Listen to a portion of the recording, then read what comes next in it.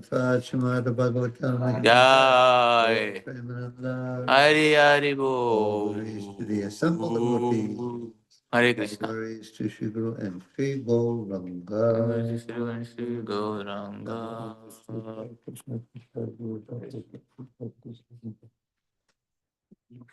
Om Namo Bhagavate Vasudevaya. Om Namo Bhagavate Vasudevaya. That is a secret book. Om Namo Bhagavate Vasudevaya. Om Namo Bhagavate Vasudevaya. Om Namo Bhagavate Vasudevaya. Om Namo Bhagavate Vasudevaya. 7/3/19.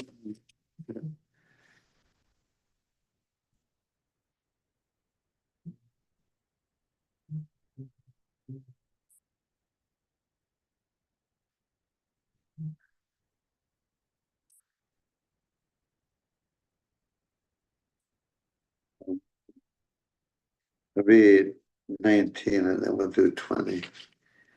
19 just says one line or so of purport. Naitat Purvashayas Chakku Nakarishanti Chapare Niramur Darayat Prananan Kovaya Divya Samaksatam. Even saintly persons like Prithu, born previously, could not perform such severe austerities, nor will anyone in the future be able to do so. Who within these three worlds can sustain his life without even drinking water for 100 celestial years? Purport. It appears that even if a yogi does not drink a drop of water, he can live for many, many years by the yogic process, though his outer body be eaten by ants and moths. And just one. Today by going to redcross.org or call 1-800-RED-CROSS. Sorry, trying to connect. Never wait in line. It's not getting connected. Anyways. There's one thing you can say about this yogic process. There's a lot of things you can say about. One thing is that human beings, like material scientists and people in general in Kali Yuga, they have no idea the power of yoga performance. Mystic yogis who can meditate. If they heard that somebody can meditate surrounded by a ring of fire in the middle of the summer, or submerged up to his chest in freezing water in the middle of winter, or so many things that we hear about, we know about. Never mind this extreme thing with Hiranyakashipu. It doesn't get any more extreme than that. Or Dhruva not eating, not even breathing for a month or two at a time, or whatever it was, and becoming so heavy that it was pressing down the whole planet Earth. And or Hiranyakashipu, fire coming from his head that was scorching the whole universe, and the demigods were complaining about it. I mean, those are the most extreme examples, but they're in the Bhagavatam, and we accept them as fact. 100 celestial. But even just very powerful yogis, even in Kali Yuga, never mind previous yogis in previous yugas who could do incredible yogic performance and develop all kinds of powers. And materialists headed by the material atheistic scientists will say that's not possible. It goes completely against the laws of the natural laws of nature. Nobody, it's not possible. It's made up stuff. It's not made up stuff. Even in India today, there are many yogis. Prabhupada pointed out some apparently young man at the Kumbh Mela to his disciples, and he said, see yogis, they're like 300 years old. So even today, there's incredible. So, but anyway, so the power, yoga power is a real thing, and the fact that we don't, the material science doesn't know it or understand it, doesn't stop it from being a real thing. If a little kid sees, little kids are mystified by everything, but even anyway, there's so many things. Like if you just lift weights for an hour a day or 2 hours a day for a few months, your arms are going to get big and your legs are going to get big, and if you a big muscle, how does that happen? It's just so the mystic yoga powers are also a material thing, just a more subtle development of the subtle, more subtle but much more powerful mystic powers that somebody can gain, and yeah, and it's real. Okay, so we'll do text number 20, responsive. Vyavasayena te nena व्यवसायेन तेनेन dushkarena manasvina दुष्करेण मनस्विना taponishtena bhavata तपोनिष्ठेन भवता jitaham ditinandana जितोऽहं दितिनन्दना vyavasayena te nena व्यवसायेन तेनेन dushkarena manasvina दुष्करेण मनस्विना taponishtena bhavata तपोनिष्ठेन भवता jitaham ditinandana जितोऽहं दितिनन्दना vyavasayena te nena व्यवसायेन तेनेन dushkarena manasvina दुष्करेण मनस्विना taponishtena bhavata तपोनिष्ठेन भवता jitaham ditinandana जितोऽहं दितिनन्दना vyavasayena व्यवसायेन by determination by determination te te your your anena anena this this dushkarena dushkarena difficult to perform difficult to perform manasvina manasvina even for great sages even for great sages and saintly persons and saintly persons papaknishtena tapanishtena aimed at executing austerity aimed at executing austerity bhavata bhavata by you by you jitaha jitaha conquered conquered aham aham I Ditinandana Ditinandana son of Diti. son of Diti.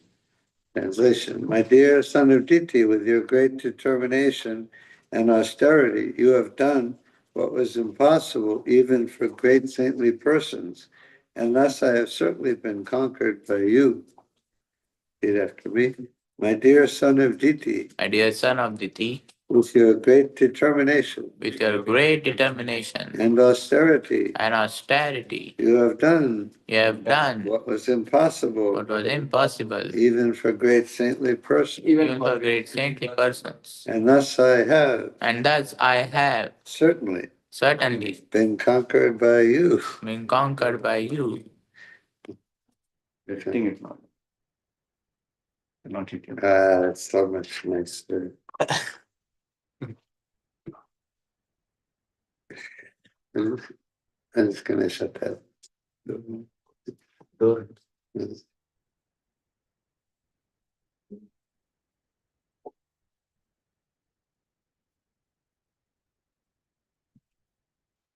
Prabhupada's purport.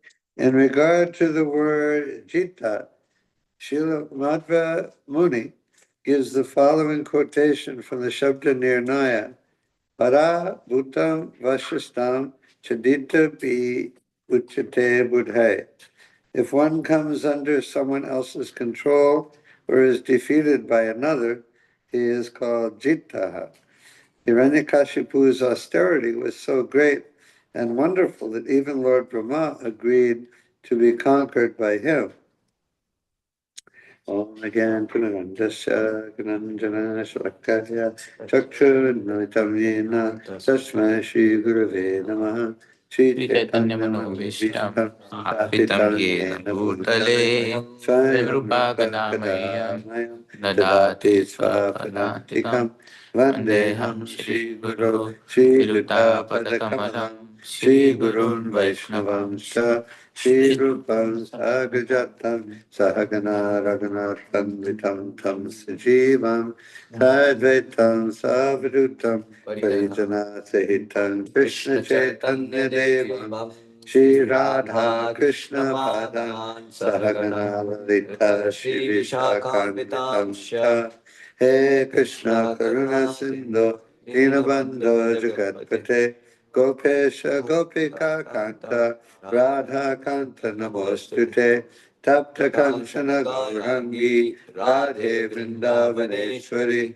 Vrishabhanu Sute Devi Pranamami Hari Priye Vanchakapatrubhyascha Kripa Sindhu Evacha Patitanam Bhavanebhyo Vaishnavebhyo Namo Namaha Jai Shri Krishna Chaitanya Prabhu Nityananda Shri Advaita Gadadhar Shri Vasadi Gaura Bhaktavinda Hare Krishna Hare Krishna Krishna Krishna Hare Hare Hare Rama Hare Rama Rama Rama Hare Hare. One thing, do you know why or when we started chanting Jai Shri Krishna Chaitanya instead of Bhaja Shri Krishna Chaitanya? Which year? Well, it was, You're asking about which year? do you know why and when? Oh, why? Prabhupada said, let us chant only Jai Shri. Do you know anything about the circumstances? I don't know much, but I heard it from somebody who was here. Up until 1977, it was always Bhaja Shri Krishna Chaitanya. And then the way I heard it, some devotees came back from Mayapur in 1977, and they were chanting Jai Shri Krishna Chaitanya.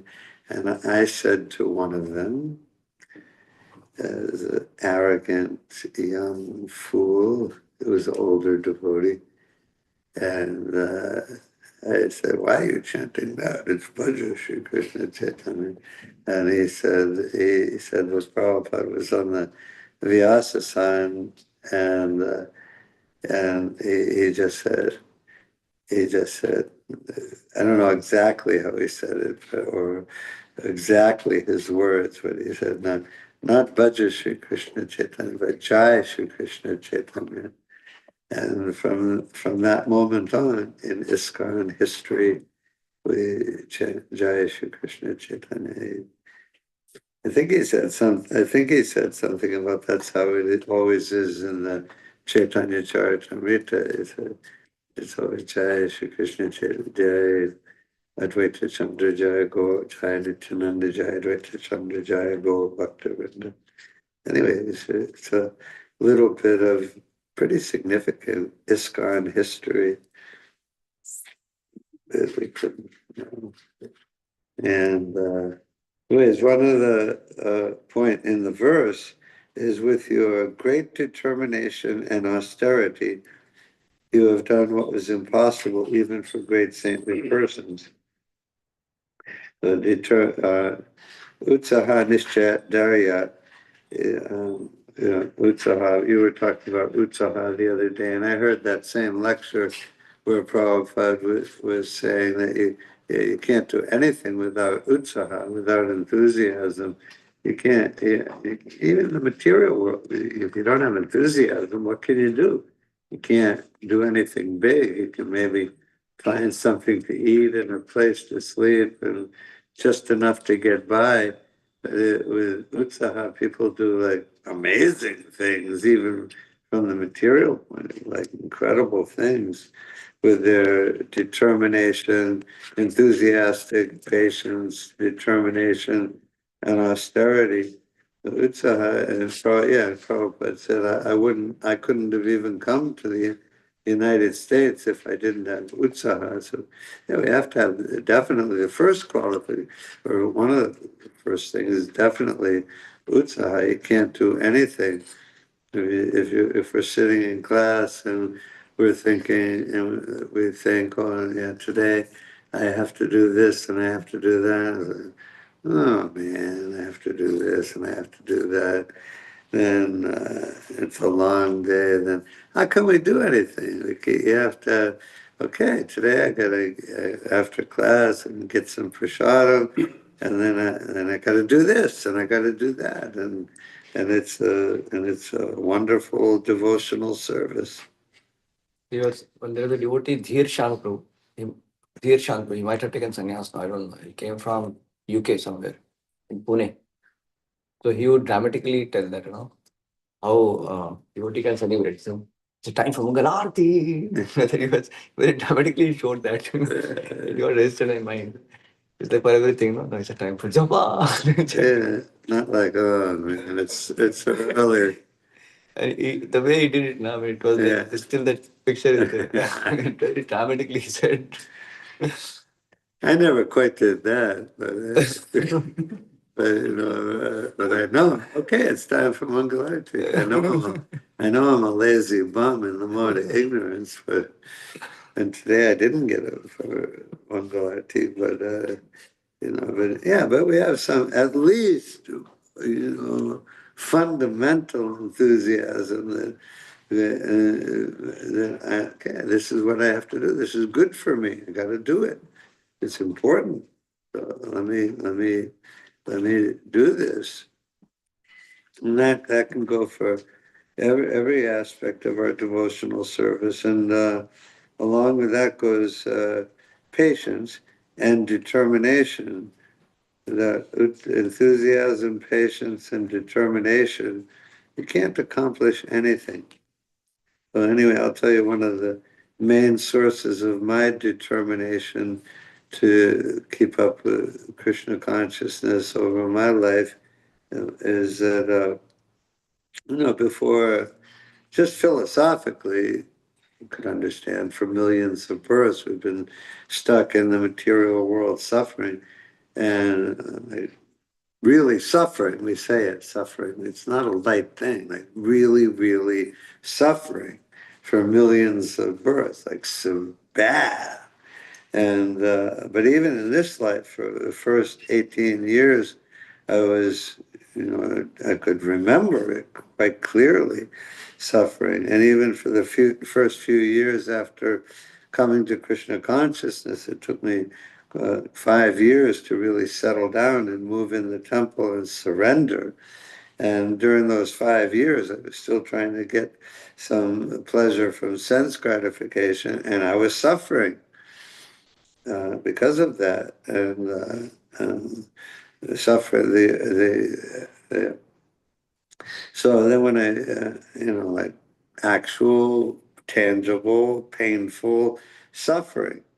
And so when I moved in the temple, then it was still,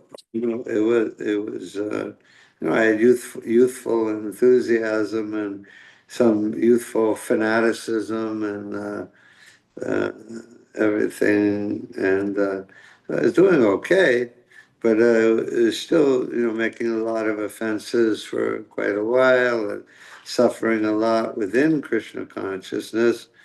But I knew that well, this suffering isn't the same as that suffering, because this suffering is the result of just my holding on to my conditioned way of life, trying to maintain my false sense of independence from Krishna, not wanting to surrender, which was the same for the previous suffering. But I knew that, okay, this is the same suffering to a much less degree, and it's minimized by Krishna's mercy. And this suffering, whatever I'm going through now, because of my conditioning and my reluctance to surrender fully or more is purifying, and it won't. And I'm on my way now. I'm securely on the path back home, back to Godhead, and but at times. This is the point I was getting to.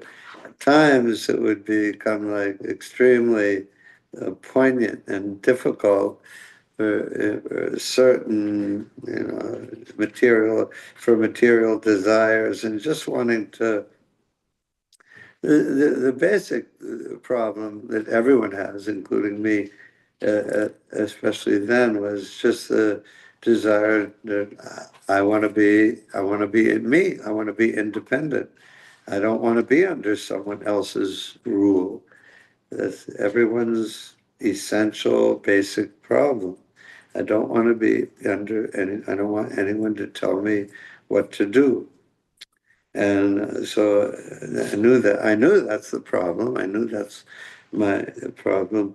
But I also know it's just like so many adventure books, or if you ever I saw before, like adventure movies or television shows, and in it the hero has gone through all kinds of difficulties, and somehow he's overcome them one by one, and then it comes to like a crucial point where it's like being chased by 10 people, and they're about to kill him, and then he thinks, and it's like, oh boy, it looks like it's the end for him now.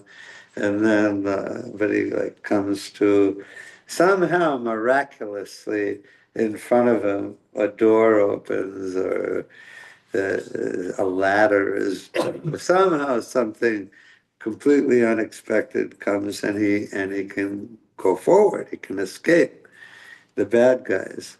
So anyway, Krishna consciousness is for me, and I feel safe in giving this example for others, is that there's no, yes, we're being chased by our material desires. Yes, we're being chased by our lack of surrender or unwillingness to surrender. It's not really a lack of surrender. It's a remnants of an unwillingness to surrender, which is, of course, a lack. But the main thing is that unwillingness, lack of surrender, makes it sound like sort of a passive thing, like, oh, I have a lack of surrender. But unwillingness to surrender makes it real, like in the moment. I'm unwilling to do what you tell me, or to do what Krishna wants me to do. I'm actively avoiding it. So, but anyway, and Krishna knows that. He knows everything we're going through, and no matter what the difficulty is in Krishna consciousness.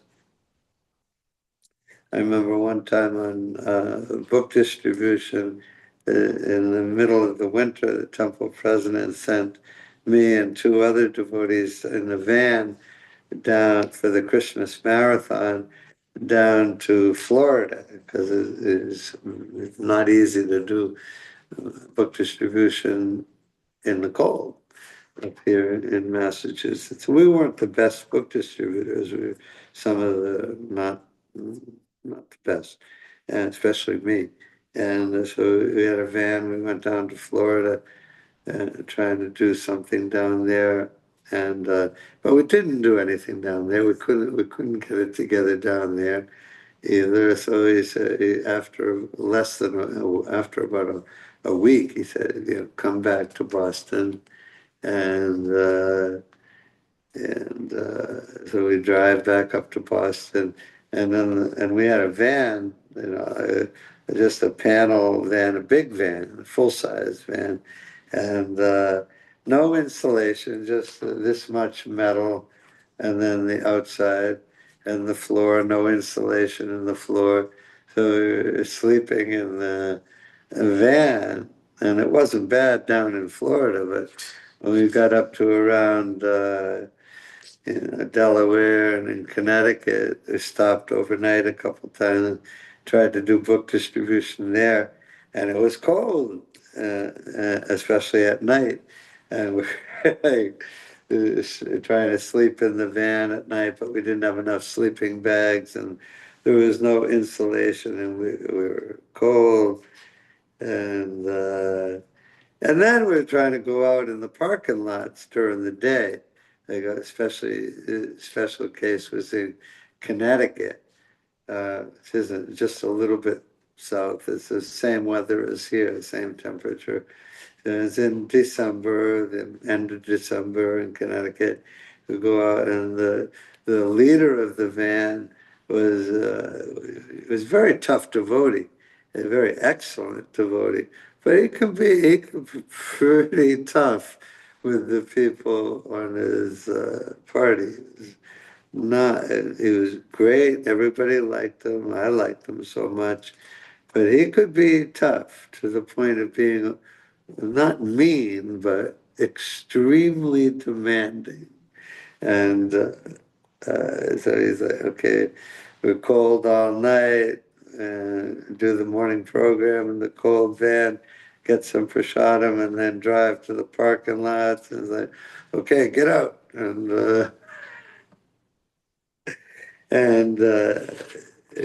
not with the other devotees, but each in our own parking lots.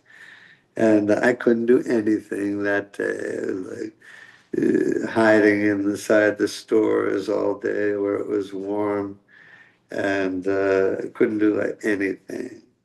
And couldn't distribute anything, couldn't collect any Lakshmi.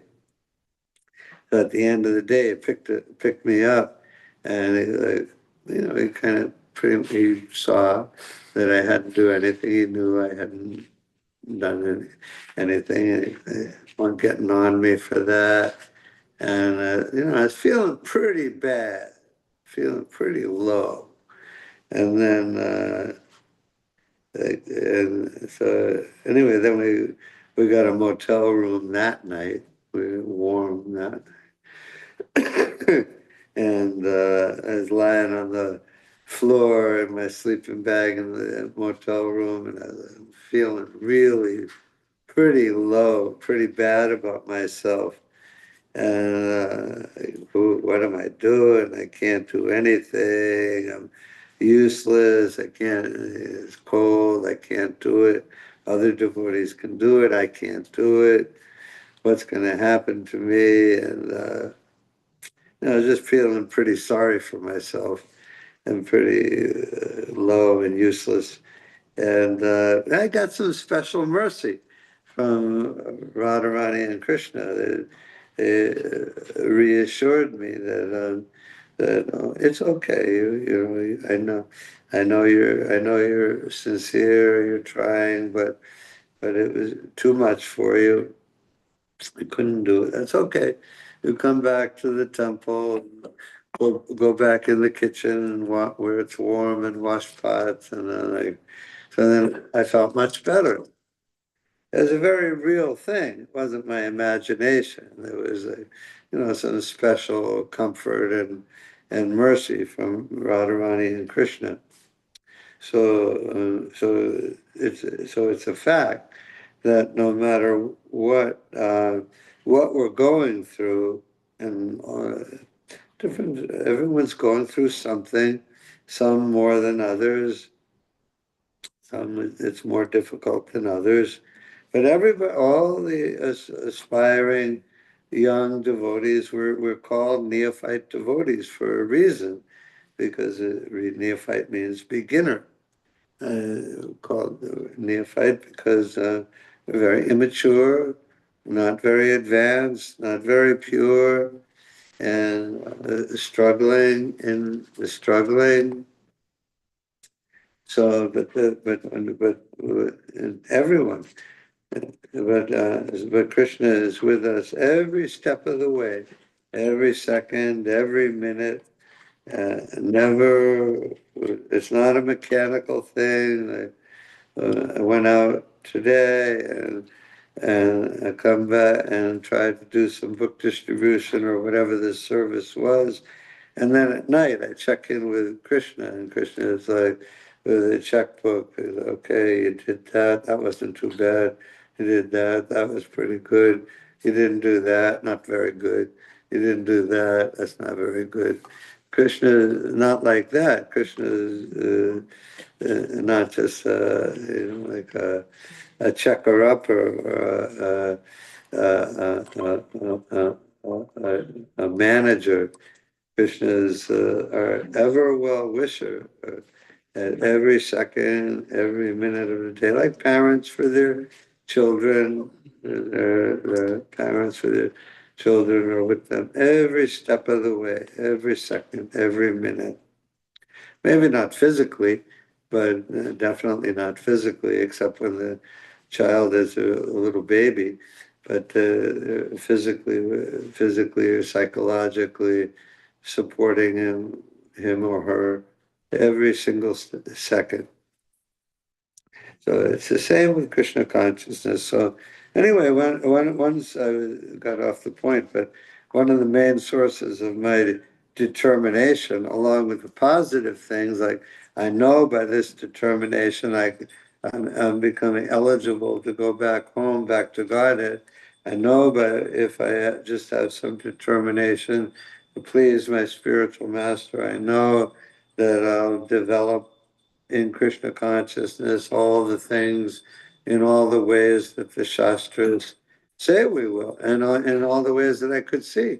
Like my older god brothers, god sisters had developed over 2 years or 5 years or 10 years in Krishna consciousness. I could see how there's so many great devotees in the temple and throughout ISKCON who are great devotees. So if I practice Krishna consciousness, I can become like them. Why not? It's Prabhupada always said it. It's a Krishna consciousness is a science, and you practice the science in the prescribed manner, then you can be successful. Anyone can be successful in Krishna. So I knew philosophically they did it. Look at them. So if I do the same thing, I can do it too. I can become purified. I can go back home, back to Godhead. Also, it's right there in the books. There's a boom, boom, boom, boom. Do this, do this, do this. Don't do that. Don't do that. Don't do that. Don't do that. So yeah. So determination, enthusiasm, patience, and determination. First three things for making progress in Krishna consciousness. And and this other point, which is the main point of the purport, in regard to the word jitaha, Srila Madhva Muni gives the following quotation from the Shabda Nirnaya. If one comes under someone else's control or is defeated by another, he is called jitaha. Hiranyakashipu's austerity so great and wonderful that even Lord Brahma agreed to be conquered by him. So you could say we agreed to be conquered. And it's not actually conquering. He didn't conquer Lord Brahma. He didn't, he conquered Lord Indra and all the other demigods, but he didn't conquer Lord Brahma. But Lord Brahma agreed to be conquered by him because he could see his austerity and determination. And that's one of the, in regard to Krishna, that's one of the main, the reasons why pure devotional service is so rare, because Krishna, if someone surrenders to is a pure devotee, then Krishna has to give himself. He agrees to be conquered by that devotee. So Krishna is, okay, you want to be a demigod, no problem. You want to be Elon Musk, no problem. You want to be Modi or Putin or Trump, no problem.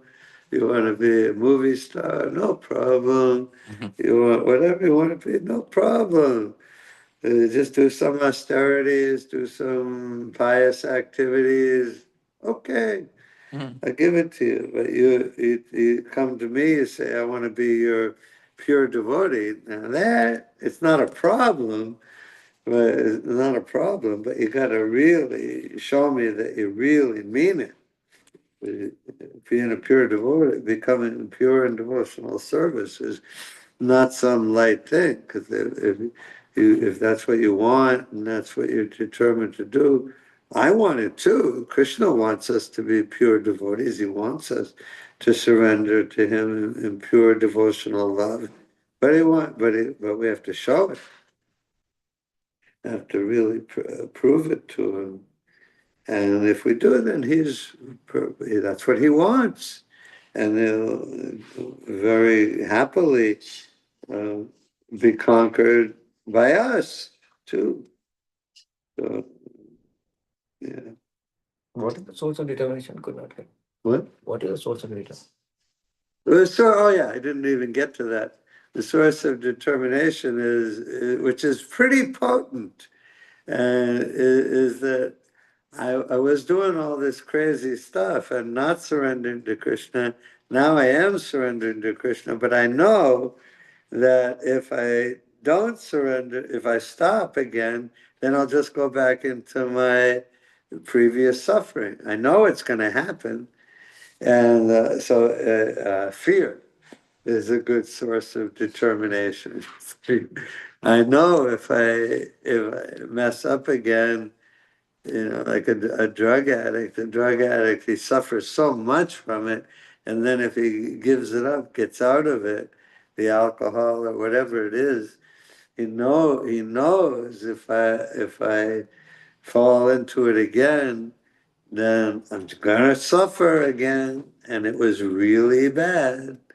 And if I do it, so fear can be a very powerful motivator to help us to help somebody be determined.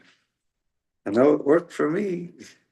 Of course, the main motivation, because after all, we are pure spirit souls, part and parcel of Krishna, and the innermost desire of the heart is to surrender to Krishna again, no matter how much we've been rebellious or resistant over, no matter how many lifetimes.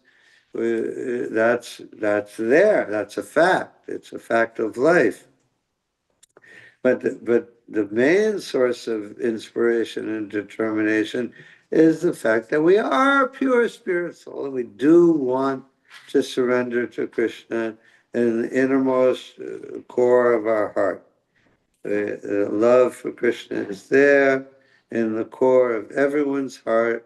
It simply has to be remembered or redeveloped, reawakened. It's there. So that's the main source of determination. But fear is pretty good too. They go together. It's not one or the other. They work together. Whatever other source you have for staying in Krishna consciousness, even if you're like, I want to be known as a famous Mridanga player or a kirtan leader, it's not the best motivation, but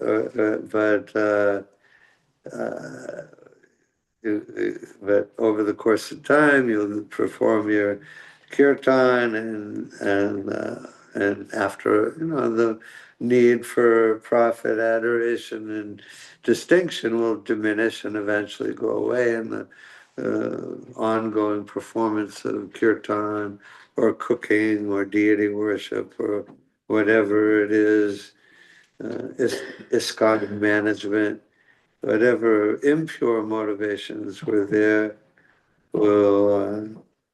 might have been a good part of your motivation for doing whatever we do in Krishna consciousness, but and it's okay. It's not unusual. We are conditioned souls, and it will be purified. The low motivations for surrendering to Krishna or staying in Krishna. So there's all different kinds of motivations for our determination. But the essential one is love of Guru and Krishna. Like in the beginning, all the devotees knew was Swamiji. That's all they knew. They didn't know anything else. They didn't, they learned to chant Hare Krishna right away. And it's the same for every new devotee, but especially, you could say, in the very beginning, their motivation was that Swamiji likes it. I chanted Hare Krishna and Swamiji liked it. And he said something to me, or he smiled at me, or I cooked some chapatis that were good, and he said, "Oh, these are very nice chapatis," and so or whatever. Swamiji said, "Start Back to Godhead magazine," and I did it, and he likes it. And anyway, so that's the on the most basic level is pleasure. The best motivation is the simple fact of pleasing the spiritual master and pleasing Krishna. And they let us know that they're pleased, even if we can't be with them and hear it from them directly.